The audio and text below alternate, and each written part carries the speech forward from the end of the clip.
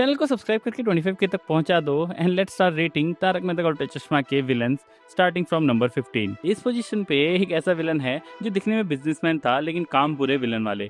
इसका नाम था भोगीलाल। भोगीलाल को हमने देखा था एपिसोड 3105 में। ये कोई गुंडा या फिर डॉन टाइप आदमी नहीं था बल्कि एक बड़ा बिजनेसमैन था जिसने जेठालाल से 50 लाख रुपए लिए और वापस करने के नाम पर ड्रामा शुरू कर दिया। बोला कि लॉकडाउन के चक्कर में उसका पूरा धंधा बंद हो गया है इसलिए अभी पैसे नहीं दे सकता।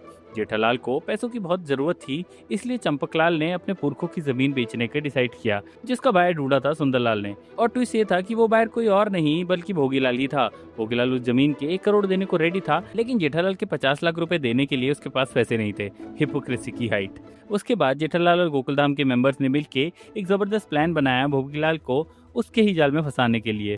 प्लान बिल्कुल परफेक्ट चल रहा था पर जैसे हर बार होता है भागा ने लास्ट मोमेंट पे कचरा कर दिया लेकिन फिर भी एंड में भोगीलाल फंस ही गया। इसके बाद नंबर 14 पे हम रखेंगे गुलाबो को जिसे हम देखते हैं एपिसोड 1033 में। अब देखो गुलाबो कोई टिपिकल विलन या गुंडी जैसी नहीं थी लेकिन उसने जो जेठालाल के साथ किया उस बेसिस पे हम उसे विलन की लिस्ट में रख सकते हैं। कहानी स्टार्ट होती है जब गुलाबो अचानक से गोकुलधाम सोसाइटी आ जाती है और दावा करती है कि जेठालाल उसका पति है और उसने रिया के साथ दूसरी शादी की है जो कि एक फ्रॉड है। और तो वो टेंट लगा के सोसाइटी में धरना भी देने को बैठ जाती है। इसी आर्क के एंड में जेठालाल अपना दिमाग लगाता है और संन्यास लेने का ड्रामा करता है। दुकान और कुछ प्रॉपर्टी गुलाबो के नाम कर देता है और घर टप्पू दया के नाम। ये सब देख के गुलाबो इमोशनल हो जाती है और सच बोल देती है कि उसका केस झूठा था। ये पूरा आर्क ज्यादा सोसाइटी पर इफेक्ट नहीं डाला पर जेठालाल की पर्सनल लाइफ और इज्जत दोनों को काफी डैमेज किया। इसीलिए गुलाबो को मैं रखूंगा नंबर 14 पे। नंबर 13 पे हम रखेंगे विश्वजीत और उसकी गैंग को जिसे हम एपिसोड 1683 के आसपास देखते हैं। ये लोग शायद कोई टिपिकल गुंडा या धमकी देने वाले विलन नहीं थे लेकिन जो इन्होंने पोपटलाल के साथ किया वो एक बड़ा इमोशनल और फाइनेंशियल स्कैम था जो किसी भी एंगल से माफ नहीं किया जा सकता। विश्वजीत की गैंग में थे मिंटी और राजा। इन सब ने मिलकर एक फेक शादी का नाटक रचाया। पोपटलाल जैसे सिंपल और इमोशनल इंसान को अपने जाल में फंसा लिया। उसके बाद उसे प्यार और शादी के झूठे सपने दिखाए और फिर उसकी एफडी ज्वेलरी और घर तक लूट लिया। इस पूरे स्कैम का फाइनेंशियल डैमेज लगभग 60 लाख रुपए तक था जो एक मिडिल क्लास इंसान के लिए जिंदगी भर की कमाई हो सकती थी। सबसे बुरी बात यह थी कि पोपटलाल ने इन लोगों पे भरोसा किया था और उसकी इमोशनल डेस्परेशन का इन लोगों ने फायदा उठाया। ये आर्क तारक मेहता का उल्टा चश्मा के one of the most emotional arc में से एक है जहां पोपटलाल पूरी तरीके से टूट गया था। इसके बाद नंबर 12 पर हम रखेंगे क्रेडिट कार्ड आर्क वाले कुटकुटिया को जिसको हम देखते हैं एपिसोड 504 में। कुटकुटिया ने महिला मंडल के साथ पहले तो बड़े ही तमीज से अप्रोच किया। उनको अपनी कंपनी के नाम पे एक शाइनी क्रेडिट कार्ड दिया जिसमें उन्हें लगा कि शॉपिंग और लाइफस्टाइल ईजी हो जाएगा। लेकिन असली गेम तो तब स्टार्ट होती है जब महिला मंडल को पता ही चलता है कि उसके बिल पर 20% सर्विस चार्ज और अलग से इंटरेस्ट भी लगा दिया गया है। वहीं उनकी क्रेडिट लिमिट भी बढ़ा दी गई थी बिना उन सबको बताए। जब उन लोगों ने ये अनफेयर चार्जेस देने से मना कर दिया तो कुटकुटिया ने अपने असली रंग दिखाए। गुंडे बुलवा लिए, धमकी दी कि अगर बिल नहीं भरा तो पति और बच्चों के साथ अच्छा नहीं होगा। बाद में बात इतनी बढ़ गई कि कुटकुटिया गोकुलधाम में आके गुगी के सर पे बंदूक तक रख दी थी। ये तो भला वो पुलिस का जो टाइम पे आ गई और उन्होंने सिचुएशन कंट्रोल में ली।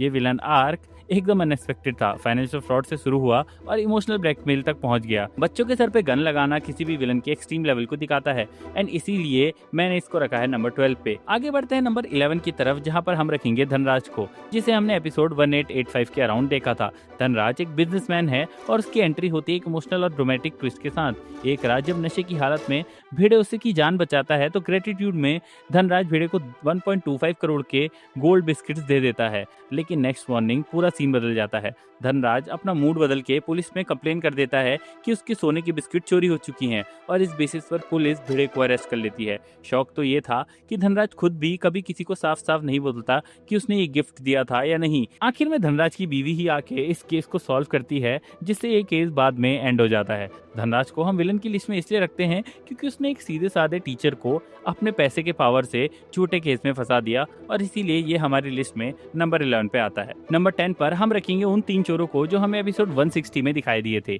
ये थे तारक मेहता का उल्टा चश्मा के पहले ओरिजिनल और डेंजरस विलन्स जिन्होंने सोसाइटी के अंदर एक रियल थ्रेट क्रिएट किया था। पहली चोरी इन्होंने की थी अंजलि मेहता की गोल्ड चेन की। दूसरी चोरी में इन्होंने मटका किंग मोहनलाल के घर से लाखों रुपए लूट लिए थे और फायरिंग भी हुई थी। और तीसरी चोरी में जेठालाल के घर से 25 लाख रुपए कैश चुराया। आखिर में टप्पू सिन्हा ने इन्हें धोया और पुलिस के हवाले कर दिया।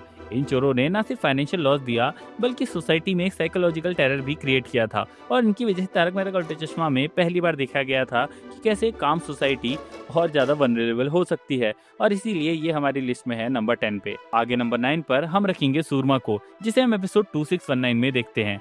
सूरमा एक टिपिकल विलन नहीं बल्कि एक व्हाइट कॉलर बुली था, एक बिजनेस टाइकून जिसको जेठालाल की शॉप चाहिए होती है सिर्फ इसलिए क्योंकि उसके साले को उसे वो दुकान गिफ्ट करनी थी। इसके बाद जब नट्टू काका सूरमा को दुकान बेच देते हैं तो सूरमा जेठालाल को धमकी देता है कि अगर दुकान नहीं दी तो नट्टू काका को टट्टू काका बना दूंगा। एंड में नट्टू काका और भागा की ही स्मार्टनेस की वजह से जेठालाल इस आर्क में बच जाता है। सूरमा के एक्शंस काफी कॉमेडिक थे, लेकिन जबरदस्ती प्रॉपर्टी लेने की धमकी देना किसी भी एंगल से जस्टिफाई नहीं किया जा सकता, और इसीलिए हमने सूरमा को रखा है नंबर 9 पे।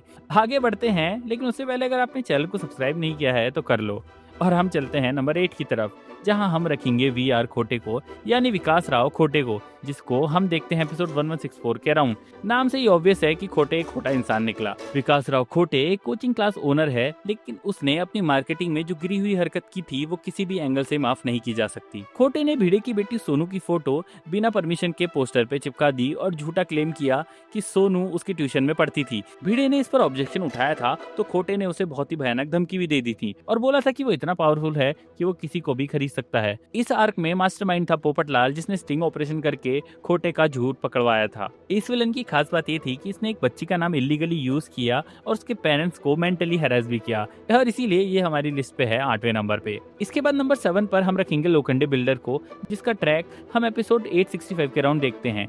ये बिल्डर गांधी मैदान को तोड़कर वहाँ एक मॉल बनाना चाहता था। चंपकलाल, पोपटलाल और टप्पू सेना इसके खिलाफ खड़े हो जाते हैं। इस आर्क में बिल्डर ने सिर्फ धमकी नहीं दी थी बल्कि वो सोसाइटी वालों को फेक केसेस में अंदर करने को भी तैयार हो गया था। यहाँ ट्विस्ट तब आता है जब चंपकलाल गांधी मैदान का एक सिंबॉलिक फ्यूनरल करती है, जिससे बिल्डर को गिल्ट फील होता है और वो मॉल का आइडिया कैंसिल कर देता है। ये आर्क सिर्फ एक कंस्ट्रक्शन का नहीं था बल्कि एक पूरे मिडिल क्लास कल्चर और उसकी इमोशनल से कनेक्ट करता था, इसीलिए मैं इस विलन को रखूंगा नंबर 7 पे। अब आते हैं नंबर 6 पे, जहाँ बैठे हैं डॉन बादल, जिसका ट्रैक हम एपिसोड नंबर 2119 में देखते हैं। ये बंदा असली सेंस में डॉन था, ना ड्रामा ना डिस्गाइज, सीधा धमकाना और गोली चलाना। बात शुरू होती है एक सिंपल सी चीज से, जहाँ सकाराम और बादल डॉन की कार के बीच एक एक्सीडेंट हो जाता है, लेकिन डॉन का ईगो इतना बड़ा था, सिर्फ एक स्क्रैच आने पर सकाराम को उठाकर वो अपने घर ले गया और उसको क्रेन से हवा में लटका दिया। इतना ही नहीं, उसने भिड़े से 1 करोड़ रुपए की डिमांड भी कर डाली और बोला कि अगर वो ऐसा नहीं करेगा तो स्कूटर को वो वहीं क्रेन से ड्रॉप कर देगा। एक सीन में डॉन ने अब्दुल पे एक बंदूक भी तान दी थी और गोली भी चला दी थी, लेकिन सोडी ने अब्दुल को बचा लिया। ये सब गोकुलधाम के लोगों के लिए एक रियल डर था, और इसीलिए मैंने डॉन बादल को रखा है नंबर 6 पे। नंबर 5 पे चलते हैं, तब तक आज नंबर 1 कौन होगा ये मुझे कमेंट में गेस करके बताओ, and let's see if you are right. फिलहाल नंबर 5 पर हम रखेंगे भूतनी गैंग को, जिसे हम एपिसोड 423 से 425 के राउंड देखते हैं।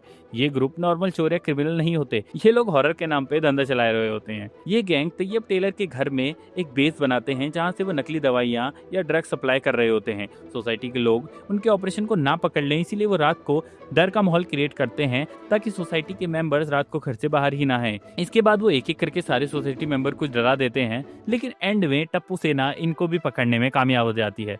While I understand it was just a scary ghost arc, but still इन लोगों ने जो किया वो काफी इलीगल काम था, इसीलिए मैंने इनको रखा है नंबर 5 पे। नंबर 4 पर हम रखेंगे गफूर गिजेला को, जो सिर्फ एपिसोड नंबर 584 के अराउंड दिखा था, लेकिन इसका इम्पैक्ट अभी भी 10 आउट ऑफ 10 है।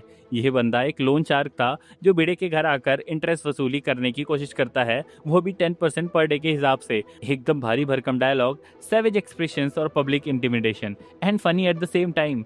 माधवी और भिड़े तो लिटरली डर गए थे कि आगे क्या होगा। जब पूरी सोसाइटी को ये पता चलता है तब वो लोग मिलकर गफूर घिसेला की पिटाई कर देते हैं, और वो टाइम भी बहुत ही हंसने वाला था। फिर पुलिस आती है और उसे अरेस्ट कर लेती है। चाहे इसका स्क्रीन टाइम थोड़ा कम था, लेकिन उसकी प्रेजेंस और सैवेज टोन ने उसे एक अनफॉरगेटेबल विलन बना दिया है, इसीलिए मैंने इसको रखा है नंबर 4 पे।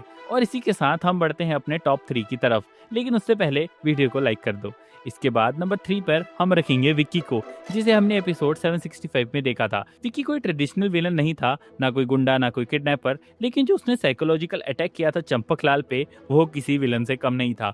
उसने चंपकलाल के खिलाफ हर जगह पोस्टर लगवा दिए कि चंपकलाल की मानसिक स्थिति ठीक नहीं है, और उस पे 10,000 का इनाम भी लगा दिया। लोगों ने यह बात सच मान ली और चंपकलाल उन्हें जहाँ भी मिले उसके पीछे भागने लग गए। एक टाइम ऐसा आया कि चंपकलाल घर से निकलने से भी डरते थे। विक्की ने सिर्फ दिमाग से खेल किया, लेकिन इम्पैक्ट इतना स्ट्रॉन्ग था कि पूरी सोसाइटी की डिग्निटी हिल गई।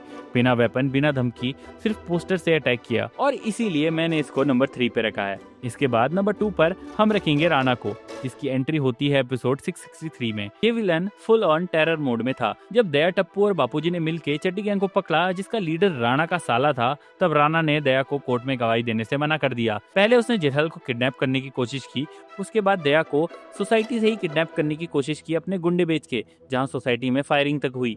इसके बाद वो खुद सन्यासी बन के आया और दया को किडनैप करके ले गया। ये पूरा आर्क सस्पेंस, थ्रिलर और क्राइम ड्रामा का एक परफेक्ट मिक्स था। राणा मेरा भी one of the most favourite villain है तारक मेहता का उल्टा चश्मा का, इसीलिए मैंने इसको रखा है नंबर 2 पे। और अब हम चलते हैं अपने नंबर 1 की तरफ, जहां मैंने रखा है सुंदरलाल को। जी हाँ, सुंदरलाल।